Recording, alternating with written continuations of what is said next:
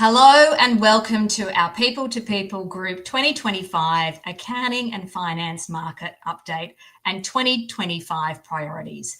I'm Bianca Luck, New South Wales Director and Temporary Contract Manager here in Sydney, New South Wales at People to People. On today's show, we will be exploring what key trends are impacting the accounting and finance landscape in 2025.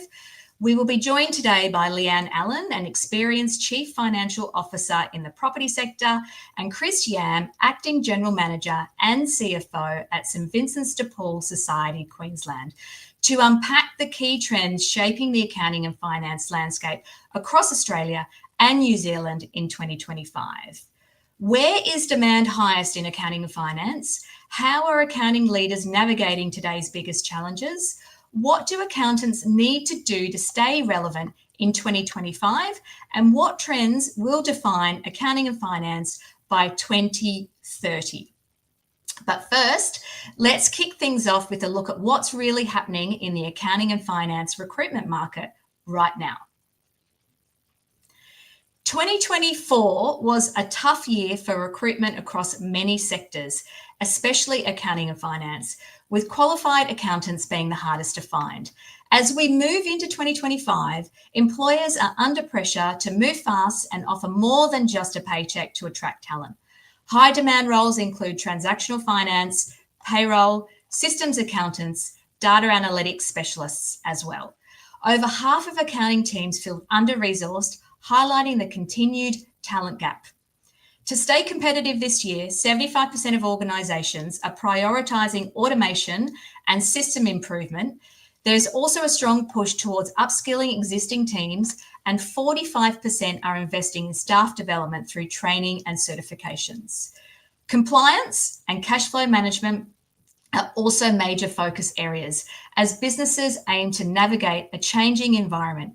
Interestingly so, while many teams plan to stay onshore, more than half still rely on external financial partners for support. The temp and contract market in accounting and finance industry continues to perform strongly. Demand is being fueled by project work, payroll system implementations, upgrades, financial reporting, and the ongoing need for business as usual, BAU, across accounts payable, receivable, and general ledger roles. AI hasn't made a major impact just yet, with 58% of respondents saying it hasn't affected their work. But for those starting to adopt it, like areas like accounts payable and financial reporting, we're seeing early signs of change. All this points to a very highly competitive recruitment landscape in Australia and New Zealand, where companies must be proactive, whether it be investing in their people, upgrading systems, or making a smarter use of AI. The demand is there, but standing out as an employer of choice requires more than just strategic effort than ever before. Looking ahead, the accounting and finance talent market shows no signs of easing, with ongoing skill shortages, rising expectations from candidates, and new technology slowly reshaping. The pressure is on employers to adapt. All the insights we've just shared and the conversations we've just about to have are drawn directly from our 2025 Employment and Salary Trends Report. This comprehensive report is built off thousands of survey responses from job seekers and employers across Australia, New Zealand, and the UK, looking into the latest workplace, hiring, and job seeker trends. If you'd like to dive deeper into salaries, benefits, and leading trends across our market or across your market, you can request a copy by scanning the QR code during the live stream or click the link in the comments below. To break down more of what is actually happening in the market, we joined today first by Leanne Allen, an experienced CFO in the property sector. Thank you for joining us today, Leanne. Thank you for having me. You're welcome. So I'm going to ask you firstly, what have been your and your team's experiences over the past 12 months?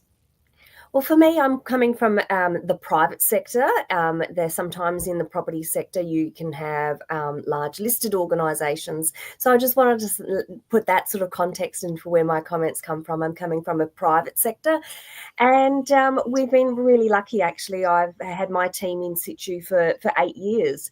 So we've got stability, we've got, depth, and we've got the ability to almost finish each other's sentences because we've worked together for so long.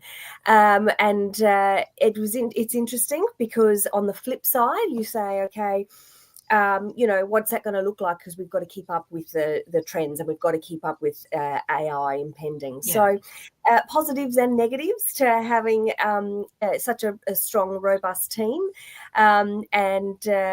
Interestingly, there was a new gentleman who just joined. It was the first time I'd needed to expand the team. And it really actually tripped up my current team because we were so used to speaking in clipped sentences or know exactly what's going on in the business. We had to stop and actually speak in full sentences for this poor new gentleman because he was playing catch up. But so I've been really fortunate, actually, being able to maintain my team. You must be doing something right as a manager. Absolutely. If you're retaining your people. Hope so. Yeah, that's good. So. And so I'm going to ask you another question, which is off script, but because they've been in the team for quite some time, have you seen any resistance to change? Obviously, those in more data entry tasks, those accounts payable functions, they start to talk about the nervousness of automation, and obviously every business is going to look to be as efficient as possible. But what the way that I've been able to navigate that is to talk about upskilling and very skilled workers and about redeploying their skill set. So we're going to move into a phase of, instead of doing data entry, there's going to be a greater need, as you've mentioned earlier, for financial analyst and actually analysing the data that is there. Yes, so good. And creating a narrative behind what the data means. So absolutely. Yes. Sounds good. And so what would you say would be the biggest challenges for your team over the past year?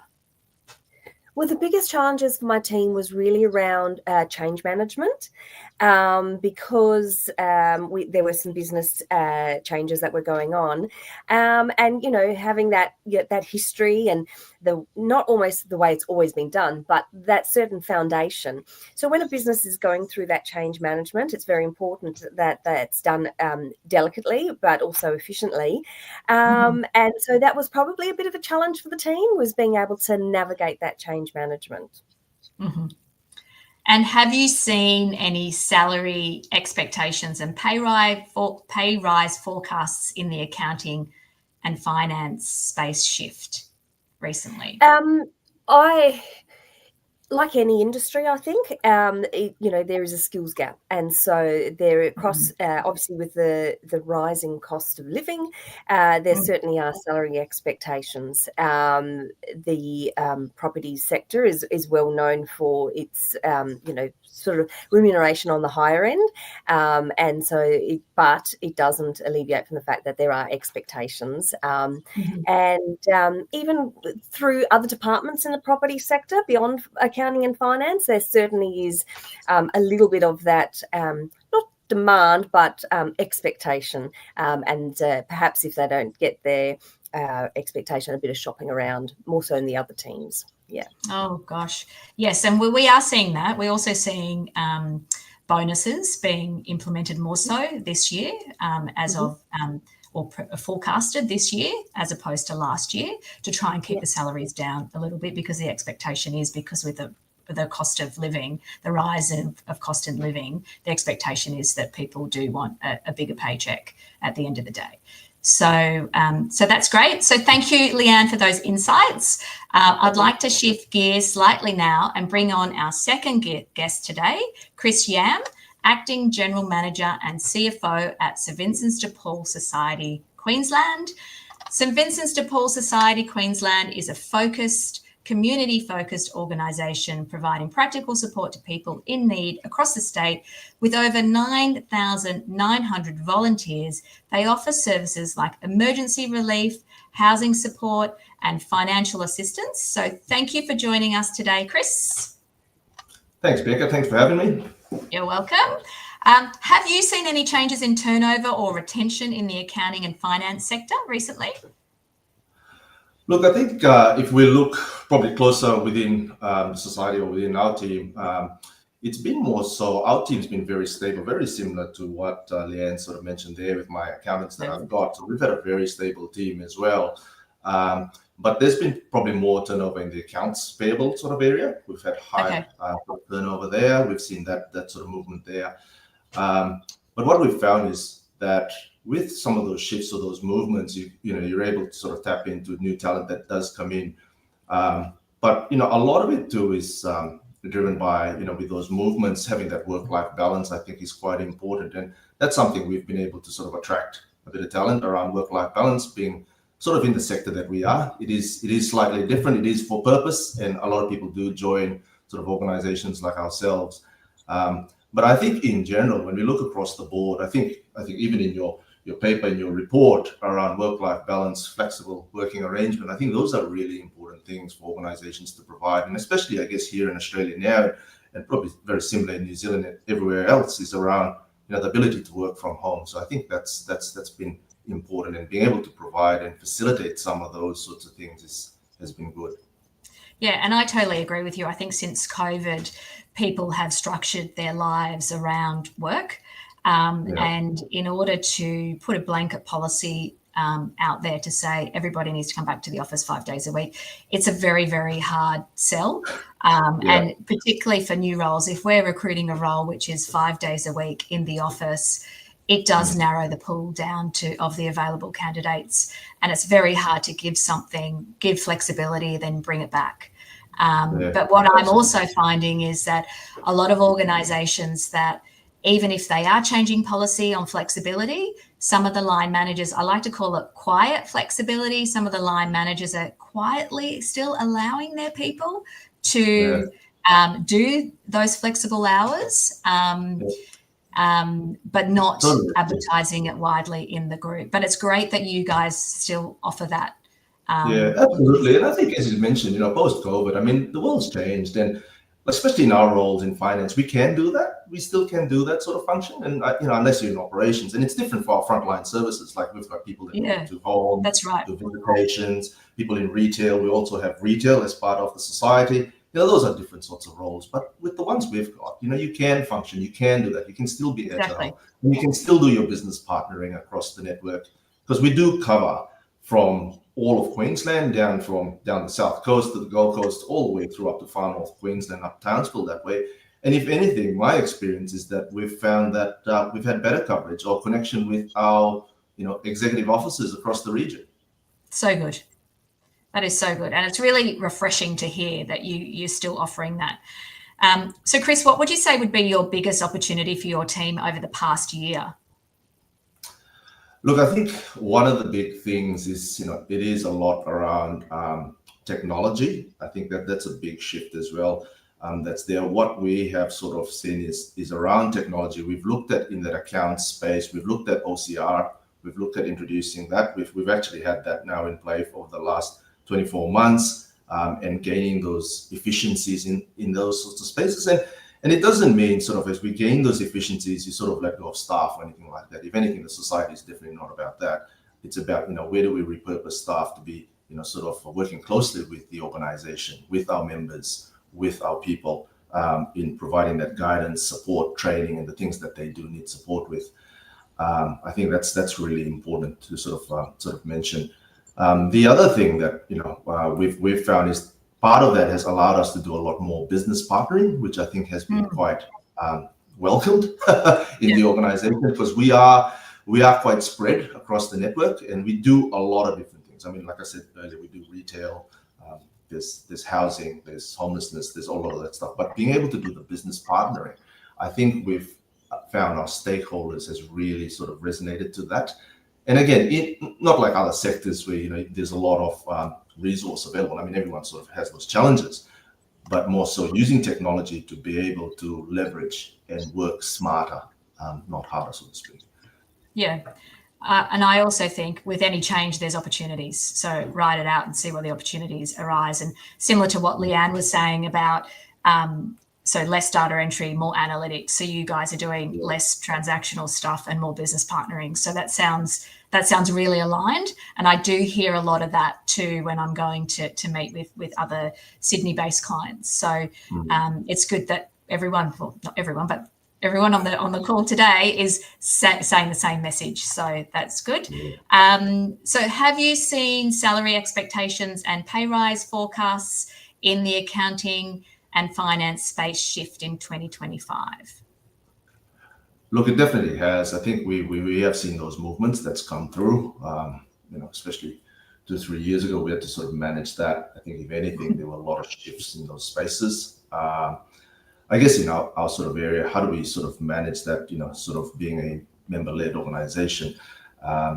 Sort of we have our EAs and what have you that's there, but, we do try and support in different ways. I think there's around supporting, like, especially if you look closer to our staff, supporting their CPA development, those sorts of things, in terms of mentoring and other sort of upskilling that we can provide in that space. But there has been a shift. And look, I think I can't remember what it was, just the other day it was announced there's another increase that's there with legislation. We've been bombarded with compliance and legislation with all the SACS awards and all that over here in Australia. So anyway, we're just we're just managing through with all of that.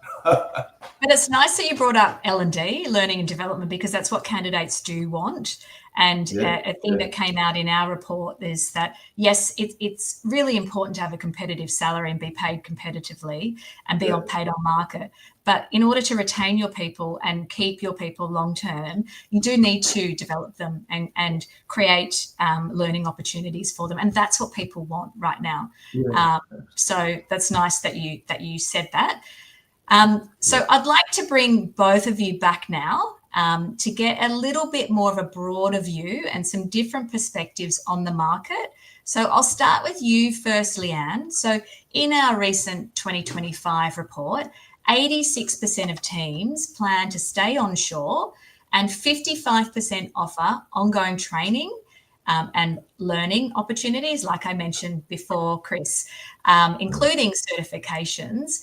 Are these trends consistent with your organisation, and have you adopted different strategies for workforce development? Yeah, I think it's really interesting when you've got such a stable workforce and a stable team, but you want the business to be efficient. So we talk about, working, smarter, not harder. To do that, we need to embrace the efficiencies, embrace AI, embrace technology. So absolutely. Learning and development is a growth area for certainly a stabilised team, and is something that we could do better, and is sort of the plans for the next 12 to 24 months. So we definitely need to, certainly for a stabilised team, need to focus more on that, and focus on making sure that our team has the skill that it wants, and really the business wants as well, because of course we want to be as efficient as possible. And in terms of staying kind of onshore, offshore, really for a business that is project-led, if you're not putting widgets in a box, so not doing something repetitively, I think, perhaps data entry offshore gets a little more difficult. So from a property developer perspective, property developments have large corporate groups, lots of entities, lots of coding, lots of intricacies. That's really hard to standardize, because this project might be different to that project. The project starts and ends over different time periods, so they're not strictly financial years. So there's a number of factors to consider which make automation that little bit more difficult. So it's not like we're going to be able to reduce the staff, numbers, but in 6 months' time. It's just we're not there yet. And I think in similar fashion to what's been sort of said earlier and your report is that AI is there and it's coming, but it perhaps hasn't had the take up that we thought it would in the velocity in which we thought it would. But there's many business reasons why. Yeah. So it certainly is. I'm not surprised by the trend data that you've reported. And I think it is going to be a little bit sector specific. Yes. And Chris, what about you in terms of onshoring or offshoring? What are your thoughts in relation to that, in relation to your team? Yeah, look, I tend to agree with Leanne around that. It'd be sort of by different sectors. I guess in our type of organization that we are, sort of like Catholic, charity organization, offshoring is probably not really an option for us as such. It's not in line with the ethos of the organization, and that's something that just probably wouldn't go through. But obviously, different organizations would be different in that space, and you can see where there could be synergies around that in different areas. And you mentioned in those accounts payable area, you could get those synergies there. But with us, it's sort of a little bit different. And I guess how do we manage that is, we look at other things. We do look at some of the technologies around OCR, sort of the like, upskilling the talent that we've got, sort of, repurposing and getting them working closer with the business. I guess that's the way we sort of manage through that particular space. Sounds good. We have touched on this, but I will just elaborate and just say 45% of accounting teams are prioritising upskilling. Has professional development played a key role in your retention and performance strategy? So I'll open it to the floor if anyone wants to answer. I'm happy to go first with that if you'd like there.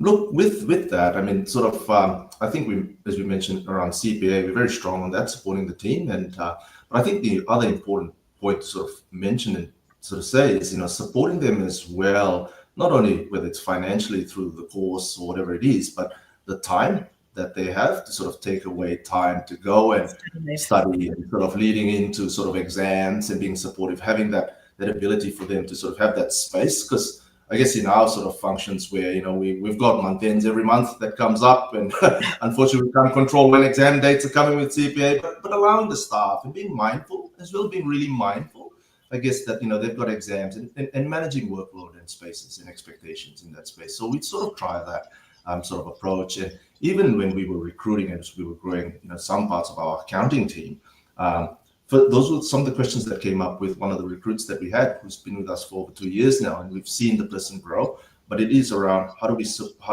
the organization support me or as an individual in this space? And I think the society is very big on that, and you do sort of retain talent, which it's a long game, I suppose. The investment you have in your people gives you the rewards in the end, because you have that stability, as Leanne, you sort of mentioning that in your team. I've got sort of the similar thing.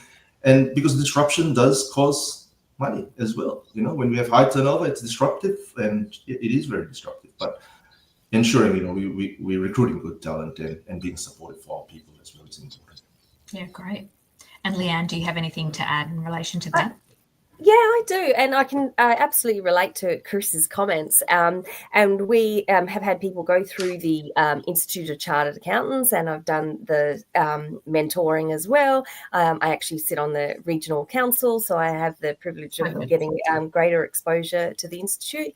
And the way that we've managed, because you're right, you can't dictate when exam dates are. So the way that I've structured the team was about having an expert in a role, but then having cross-functional roles as well. So, for example, I'll have my senior finance officer who's sort of leading accounts payable, but there are other people that can do her role as well, so that if she needs to go for whatever reason, exam or anything else, there's coverage for her role. My payroll, head of payroll, there's obviously payroll dates that can't move, and if she needs to take leave for whatever reason, have someone else that can do her role as well. So the way that I've tried to mitigate some of those business risks is to have cross purpose roles, and that is through internal really learning and development as opposed to external, and making sure that the team is well skilled across multiple functions. And there's collaboration in the team, and they're all getting on, and they're doing each other's roles. Or you could even hire a temp. You could do that as well. Yes, we've done that as well when we've needed to, but of course it comes at a cost. And from Chris's perspective, and it takes time to upskill them and everything like that. Yeah, I get that. So what do you believe will be the critical skills for both junior and senior financial professionals? What do you believe that they need to succeed in 2025? Yeah, look, I think,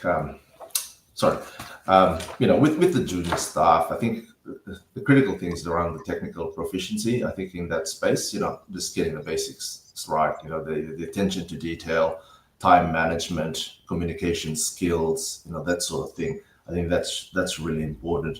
And I think as staff then grow through the journey and become more senior members of the team, sort of more around that strategic thinking and financial acumen, sort of being more advisors and supporting commercial influencing decision making in that particular space. Being able to start around storytelling, be able to sort of really dial it down as well is really important. And I think I can't stress that as much in our organization. You really got to dial it down because of the diversity of the membership and the stakeholders that we've got through the network that's there.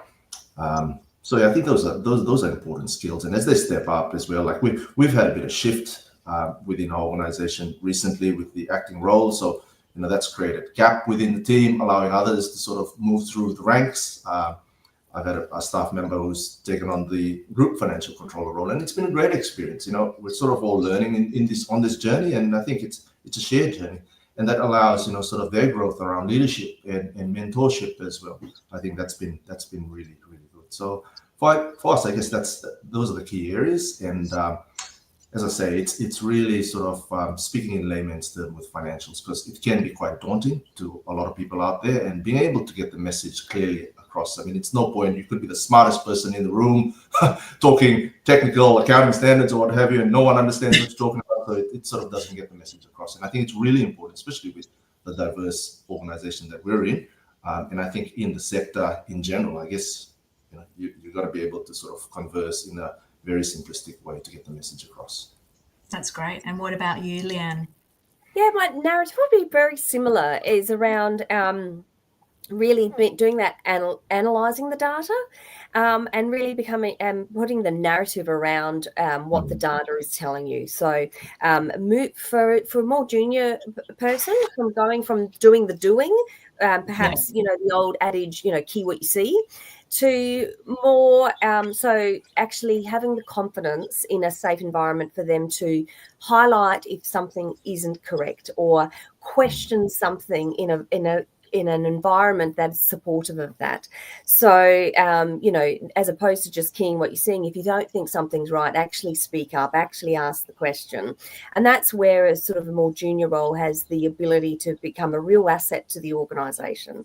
And from a more senior role, very similar to what Chris was saying, about making the language adaptable for the entire business. So often you'll be in a room presenting to non-accountants, but they still want to understand the financial position, and they obviously need to understand what a decision impact could mean for the business. So really being that linkage between the financial analyst, layman's terms, and then converting it to informing to assist in decision making and what a decision impact could make. Yeah, I love that. I love the keying what you're seing. Haven't heard that before, so I'm definitely going to use that. But that's an old one. Totally right. My age. Yeah. When I first started recruiting, I used to have, I remember, 30 data entry AP people with the one client. And now those roles are not necessarily there. Those data entry roles are not. They're more elevated. They're more of a conduit between maybe the offshore team or the external team, and dealing with the escalations and being that person that's dealing with the issues, and, you know, particularly in accounts payable, whether it's purchase order numbers or whatever. But it's the keying, what you're seeing is not as much these days. So I'm going to be using that. So thank you. I like it. Okay, so let's move on to the next question.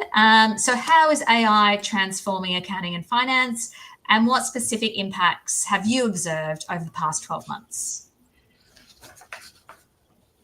I think with AI, we're very much at the start of the journey. And we're sort of just dipping our toes into the water at the moment. That's where we are as an organization. We're starting to have those conversations, which is good. But the technology is quite amazing. I mean, we're starting, like some of the senior team members are starting to use, and not necessarily just with the accounts team, but with, you know, leadership team and all that, using things like Copilot and what have you. And it is quite phenomenal what it can do. Even myself included, I've only started using it in the last couple of months, and it's quite powerful. It's such a powerful tool in some of the things. But, you know, we visited other industry experts over the last couple of weeks, and some people say, oh, Copilot's all right, ChatGPT is more powerful. So who knows, you know, and it's a bit of an uncharted territory. Exactly. But like for us, we started with OCR.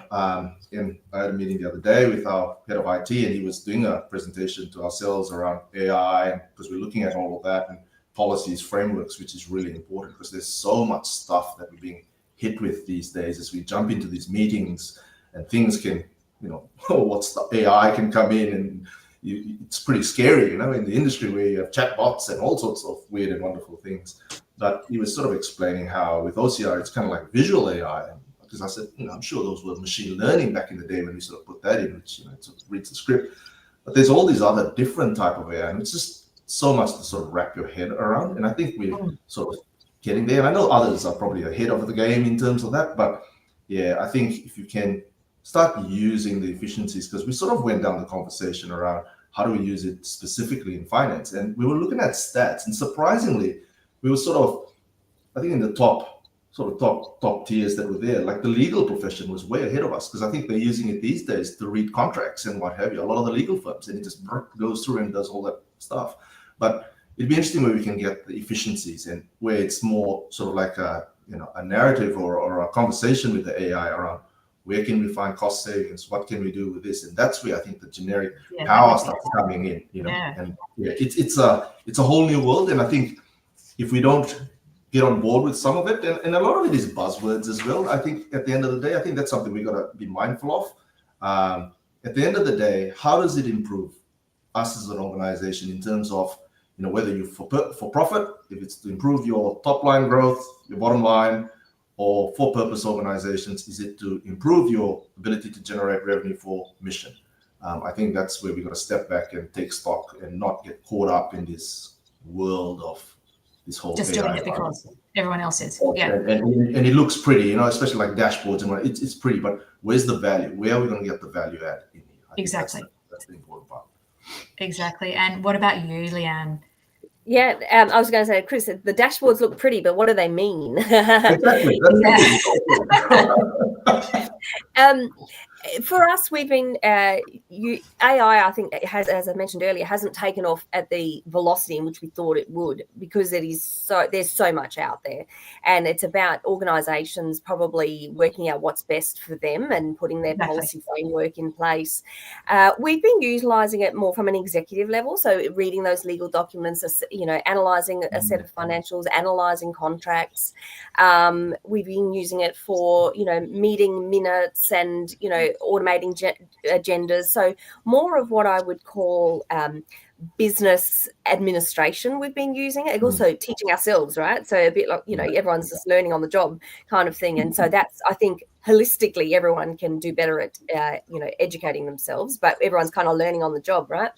But as a finance specific, probably haven't embraced it as much as we could. And it will be industry specific, and it will be what system do you currently have in place and how does that interact with it. And there'll be a number of factors to consider. So I think from a finance perspective, haven't embraced it as much as more from a business administration perspective. Yeah, and I totally agree with that. We use it. We use it mostly on the candidate lifecycle stage. So updating candidates' details, getting in contact with candidates. So it is really valuable, but it needs to be tailored to the organisation and to the various teams that are actually using it. And that analysis takes time to work out what you actually want to achieve and whether, as Chris said, whether it's going to generate more revenue. You wouldn't just do it because you would do it because it would generate more revenue out the other side or make things more efficient. So totally understand that. And so beyond AI, what other key trends do you expect will continue to make an impact by 2030? I think finance teams and businesses in general have to really consider the additional burden of compliance. So it doesn't matter what sector you're in. I think, Chris would have his own in different sectors. There are new legislation coming in for aged care sectors, compliance across the board, and the heavier oversight of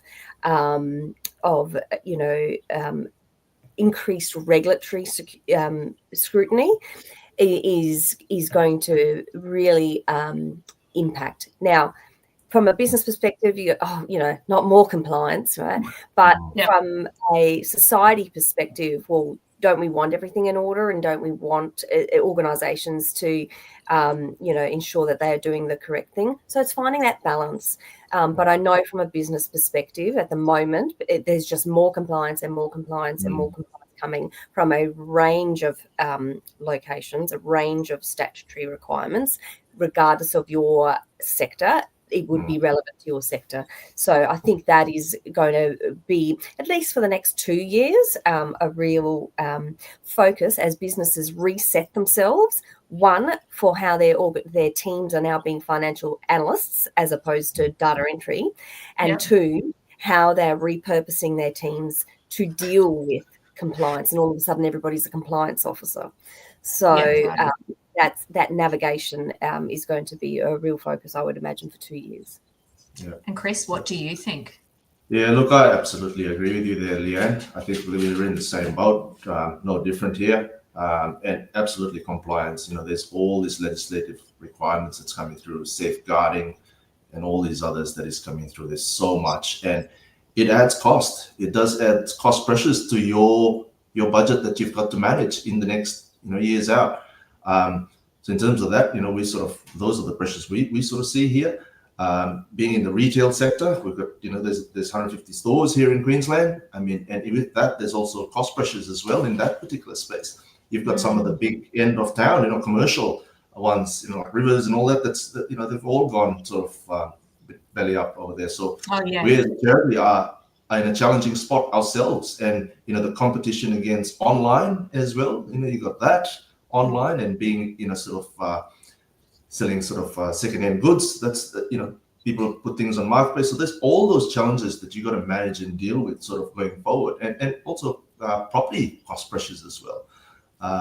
Here in Australia, we used to have Australian Catholic Church insurances, which they went belly up. So we used to sort of use them, but unfortunately they couldn't sort of survive. But then it's the alignment of cost. So it is that high increase of cost, which is part of the challenge, and trying to maintain that top line growth as well. And at the end of the day, it's not all about funds, because for us, it's very much doing that to achieve the mission, but it's also then the pressures and demands with cost of living. So again, that comes back to organizations like St. Vincent de Paul or Salvation Army or whoever it is around needing assistance. So it's all those sort of pressures that we sort of foresee. But it's a hard market, but we sort of got to work smart in what we do and invest in the right areas to sort of achieve what we need to do. Well, thank you. A big thank you to both of you for your time today and for giving us some incredible insights into the market. If anyone is watching today and wanting to reach out and get in contact with Leanne or Chris, you can visit the comments for all the information below. Thank you once again. Thanks for having me. Thanks for having me. You're welcome. Just a reminder that all the insights shared today are based off our 2025 Market and Salary Trends Report. If you'd like to dive deeper into salaries, benefits, and workplace trends across our market, you can request a copy by scanning a QR code on the screen now or clicking the link in the comments below. Lastly, whether you're looking to grow a career or build your team with the right talent, the People to People Group can help. An award-winning recruitment agency, we operate across Australia and the United Kingdom with specialist team in every major market. Across the ditch in New Zealand, we're proudly have been recruiting for over 23 years through Frog Recruitment with offices in Auckland and Wellington, and in South Australia, Edge Recruitment and Adelaide, leading specialists in property, real estate and general admin roles. Contact details are on the screen now, or see the links in the comments to reach out to one of our team members today. That's it for today. Thank you so much for joining us for our special Accounting and Finance Market Update. See you next time. Bye.